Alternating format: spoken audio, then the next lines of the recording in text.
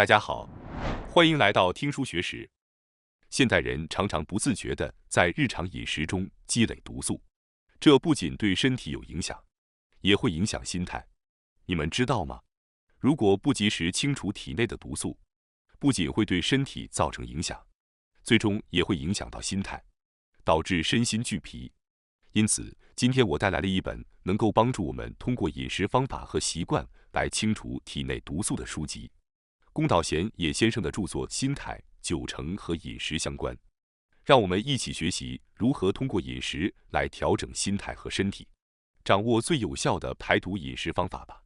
今天的内容包括：第一章，揭示将心灵和身体中的毒素排除至极限的终极饮食方法；第二章，心灵和身体的衰老破败是由于积聚在肠道中的某物所致，希望能给大家带来启发和帮助。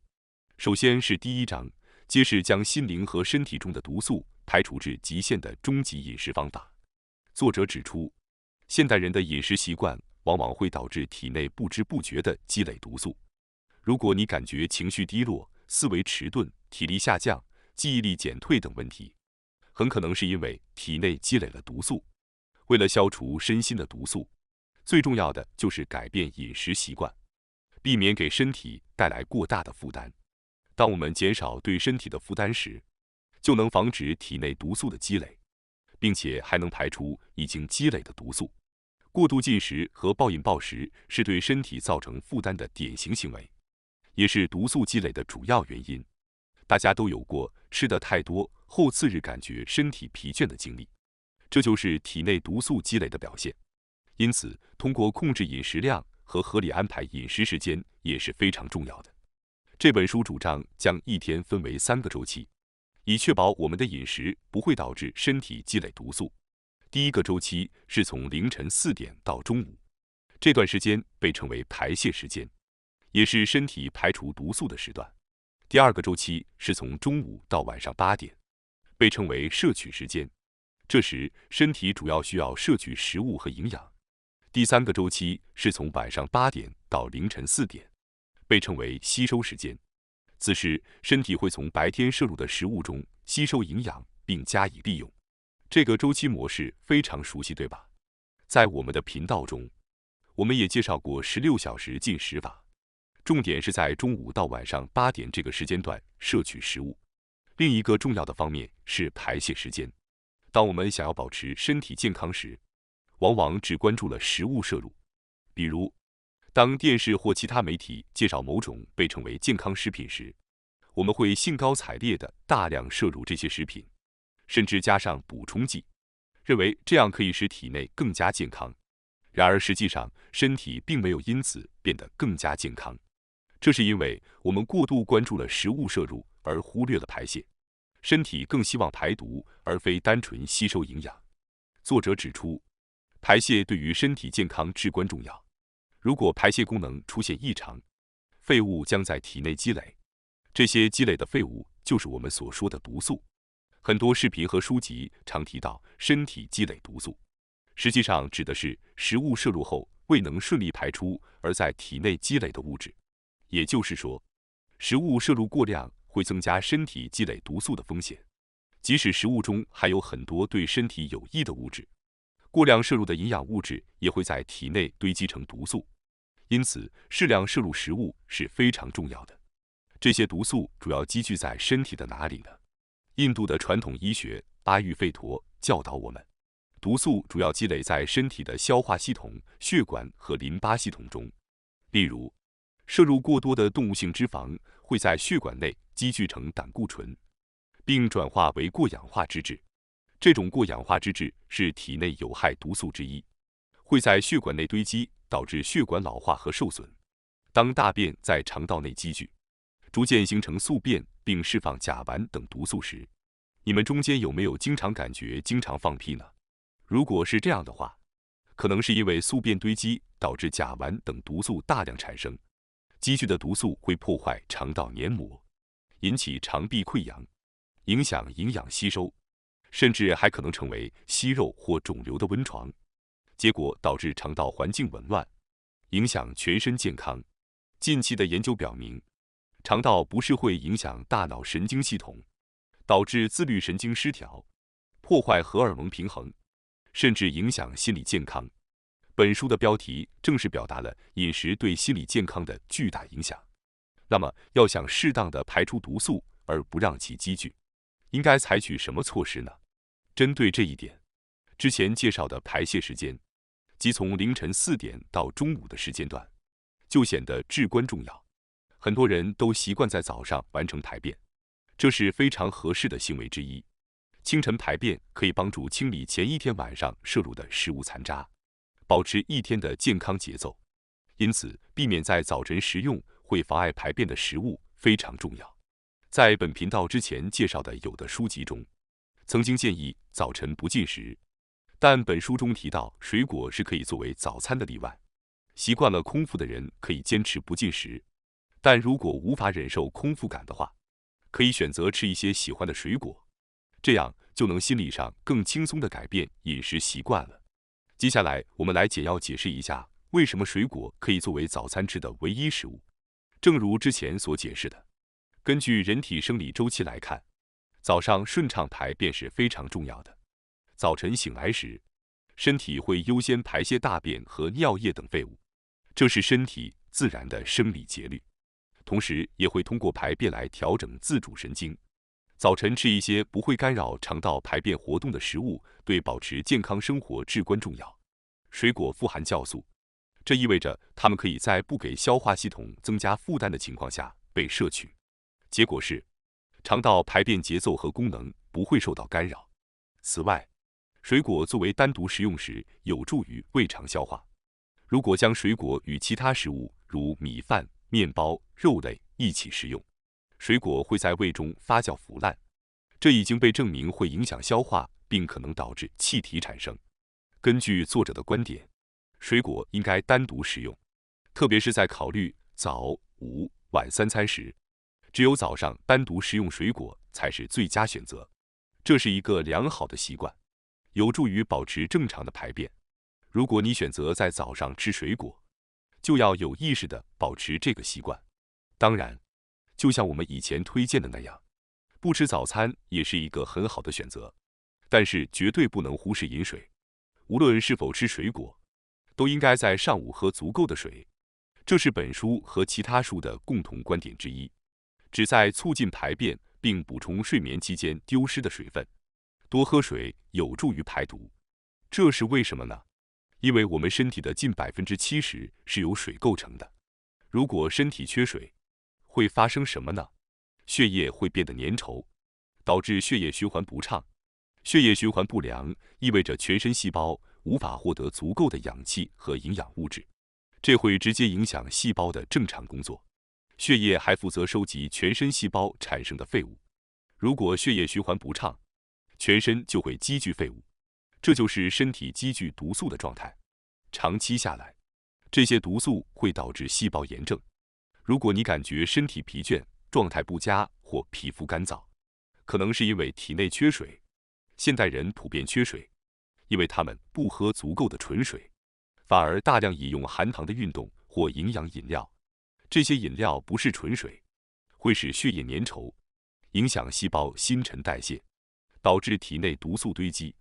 因此，我强烈建议从今天开始多喝纯水。多喝水有助于通畅排便，促使尿液排出，有效清除体内废物。你会感到更有活力，身体也会更健康。通常建议每天饮水量为体重的1/30。根据作者的说法，对于体重60公斤的人来说，每天需要饮用2升水。我觉得能够做到这么多水的人是非常少见的，因此很多人可能在不自知中出现脱水症状。此外，如果可能的话，我也希望大家在选择饮用水时要有所考量。理想的水应该是从天然源头涌出的纯净水。然而，在现代社会，大量饮用这种水可能有一定难度。推荐的方法是购买矿泉水或者使用净水器过滤自来水。直接饮用自来水也可以，但由于其中含有氯等物质，所以最好能够进行过滤处理。无论采用何种方式，每天确保摄取足够的水分，对于维持身体健康至关重要。请记住，果汁并不能替代饮水，因此要多喝水，保持身体水分充足，有助于排毒和保持身体清洁。接下来，我想继续探讨一种非常重要的排毒方法，即断食。短期内进行断食，可以将心理和身体中的毒素排除到极限。因此，对于长期饮食不健康，导致体内毒素堆积的人来说，这是一种非常值得尝试的饮食方法。断食非常简单，没有复杂的步骤，也不需要花费很多钱，因此在经济上也非常划算。此外，断食还可以调整身体状态，有些人甚至将其比作不需手术的外科手术，这足以显示其神奇之处。然而，断食的缺点在于执行起来较为困难，因为很少有人能够在多天不进食的情况下保持正常的精神状态。因此，我推荐的是更简单的断食法——半断食。所谓的半断食是连续18小时以上不进食，你可以每2周或每月进行一次这样的断食，定期实行会增强其健康效果。接下来，我将具体解释一下这种半断食的方法。首先，断食时间应设定为18小时。为什么选择18小时呢？因为我们的身体大约需要18小时来完成食物的消化吸收和排泄。简单来说，一顿饭后就让胃肠自行运作，不再干扰他们的工作，让他们能够顺畅排出废物。这种半断食方法不仅有助于消化吸收，还能有效排毒。为了确保达到18小时的断食时间，最简单和常见的方法是不吃早餐。尽管16小时断食已经比较流行，但再加上2小时就能达到18小时的半断食时间。如果你已经可以做到16小时断食，那么增加2小时应该不是太难的。当然，虽然说是不吃早餐，但并不是完全不摄入任何东西，仍然需要大量饮水。因此，请记得多喝水。如果愿意，也可以喝些温水。保持足够的水分摄入是一种提高细胞新陈代谢和排泄效果的技巧，而不影响代谢力。对于有的人来说，可能会想到喝茶或果汁是否可行，但作者建议在半断食中应避免摄入含营养的饮料。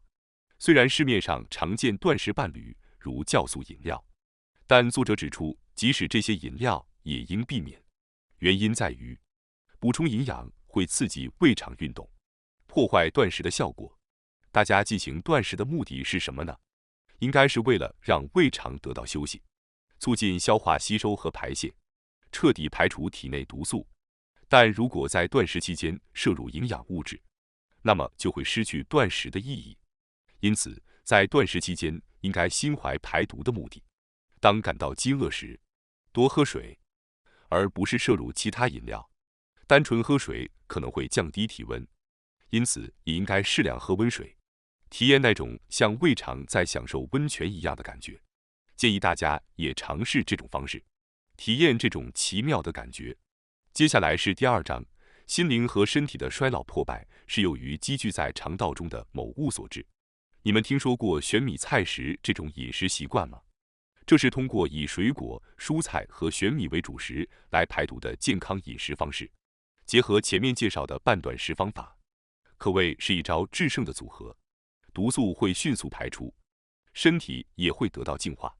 此外，这种玄米菜食搭配半断食，不需过多关注热量摄入，因为以生的植物性食品为主，不易摄入过多热量。无论你吃多少沙拉，都不会摄入过多热量。这一点大家都很清楚。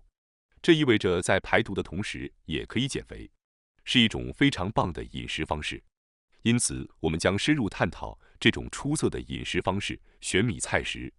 如果你之前听说过这种饮食方式，但还未尝试过，我建议你观看今天的视频，并尝试实践玄米菜食，亲身感受一下身体状况的变化。首先，主食当然是玄米。米的胚芽糠部分富含丰富营养，而去除这些营养成分后形成的白米则较为贫乏。相比之下，玄米则保留了这些重要营养素，因此将玄米作为主食，几乎包含了维持健康所需的大部分营养素，无需过多关注其他营养素的摄入。换句话说，不用再费心选择其他菜品来补充营养了，只需吃玄米就能自然而健康。增加菜品可能导致热量过剩的可能性增加，同时离少食也更远。玄米能减少菜品的摄入量，是一种极佳的健康食品和少食辅助食品。玄米越嚼越美味，咀嚼动作非常重要，因为充分咀嚼可以刺激饱腹中枢，即使少食也能感到饱腹，减少整体食量。这意味着，与白米相比，玄米在少量摄入的情况下也能满足食欲。通过减少菜品量并充分咀嚼，可以获得饱腹感，从而减少整体食量，这是非常了不起的事情。食量减少也意味着减轻身体负担。从这个意义上讲，玄米是非常值得推荐的主食。如果你对玄米不太感兴趣，可以从3分玻璃米和5分玻璃米开始尝试。当然，如果你喜欢发芽玄米，那就更好了，因为发芽玄米比玄米更加营养丰富，更值得推荐。除了玄米，增加水果、蔬菜、地瓜、豆类、海藻等植物性食品，构成玄米菜食的饮食方式。以植物性食品为主，减少动物性食品的摄入，可以使心情平静、稳定。作者特别强调，在情绪不稳定或抑郁症状较重时，建议以植物性食品为主。肉类和鱼类容易刺激情绪激动，使交感神经过度活跃，而抑郁症状下，交感神经已处于过度活跃状态，导致持续的紧张状态，自责或担忧未来。这种紧张状态称为抑郁。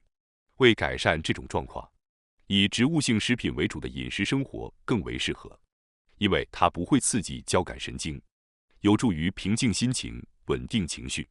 因此，为了缓解交感神经的紧张状态，暂时减少肉类和鱼类等动物性食品的摄入也是一个方向。据作者自述，他在压力大的时候采用了这种方法，不吃肉类和鱼类，而是以植物性食品为主的饮食生活。但是并不需要完全模仿这种方式。作者也提到过，比起强迫自己不吃肉类和鱼类，更好的做法是对自己坦诚，因为这对心理和身体都有好处。心里想要吃肉类和鱼类是有意义的，但是当精神状态不稳定时，需要控制一下，不要强迫自己吃过多的肉类和鱼类。此外，采用玄米菜时，对大家肠道环境也会产生积极的影响。随着肠道环境的改善，我们的心理状态也会得到恢复，感受到幸福感的包围。自然而然的饮食方式会使我们本来就存在的肠道菌群达到最佳状态，这对我们的心理状态也有积极影响。例如，约有90%的幸福激素、血清素存在于肠道中，肠道就是血清素的生产基地。因此，改善肠道菌群是增加血清素的捷径。随着肠道环境的改善，会增加与情绪调节相关的其他神经递质，这是改善心理状态最简单安全的方法。相反，如果肠道内有害菌增加，会导致多巴胺的氨基酸无法代谢，即多巴胺的生成变得困难。多巴胺是一种调节快乐和动力等的神经递质，当多巴胺减少时，人们会失去动力，同时失去对乐趣的渴望，感受力也会减弱。如果最近感觉生活不再有趣，喜欢的事情也减少了，可能是因为多巴胺不足的原因。肠道环境可能是你情绪低落的主要原因之一。恶劣的细菌会干扰多巴胺转换成肾上腺素的过程。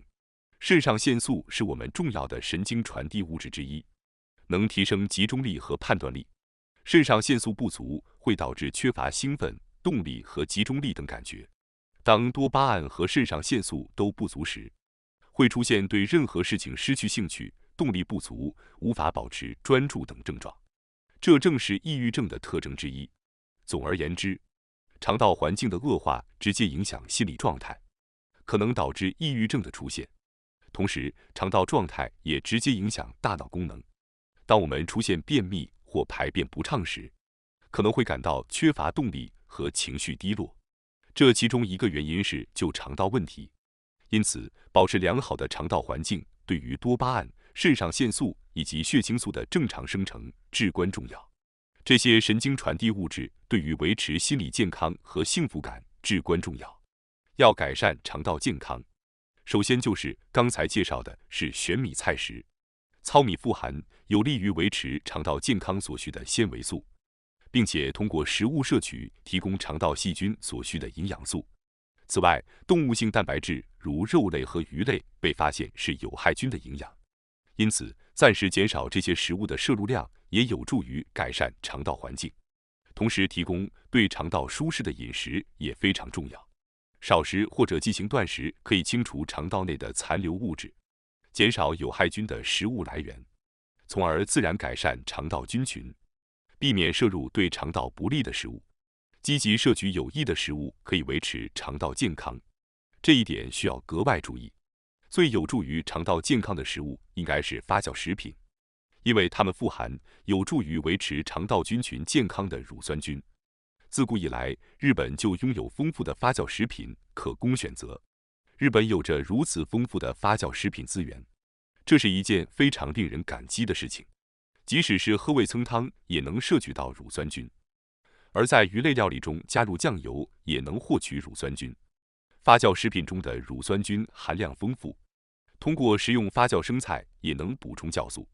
只要生活在日本，并且享用传统的和食，就能够满足肠道细菌的需求。日本人平均寿命较长，可能也与这些肠道细菌的益处有关。说到发酵食品，比如酸奶和奶酪可能会让人产生疑问。严格来说，酸奶和奶酪中含有的乳酸菌与泡制食品或味噌中的乳酸菌并不相同，因为乳酸菌分为动物性和植物性两种。虽然笔者推荐的是植物性乳酸菌，但习惯食用酸奶的人无需强行改变。重要的是调整肠道环境。如果通过食用酸奶能保持正常排便，那么可以继续食用。但如果觉得食用酸奶后肠道环境没有改善，那么可能酸奶并不适合您。这时候转向植物性发酵食品也是一个不错的选择。关键是要与自己的身体进行充分对话，找到适合自己的食物。虽然日本古来的发酵食品大多适合日本人的身体，但并不是所有日本人都适合这种饮食。即便是在日本长大的准日本人，也可能更适合酸奶而不是泡制食品。这也适用于所有的饮食方式。因此，尝试不同的饮食方法，并找到适合自己的方式非常重要。总之，通过玄米菜食可以改善症状，保持心理和身体的活力。肠道积聚有害菌会影响神经传递物质的生产，导致心理和身体状态下降。为了保持良好的肠道环境，需要实践玄米菜食和少食的方式，并加入适合自己的发酵食品，以保持肠道清洁。感谢大家收看今天的节目。如果你喜欢我们分享的内容，记得点赞、订阅并开启小铃铛通知，第一时间获取我们的更新。在下次的节目中，我们将继续为大家分享更多有益的书籍。再次感谢大家的支持，我们下期再见。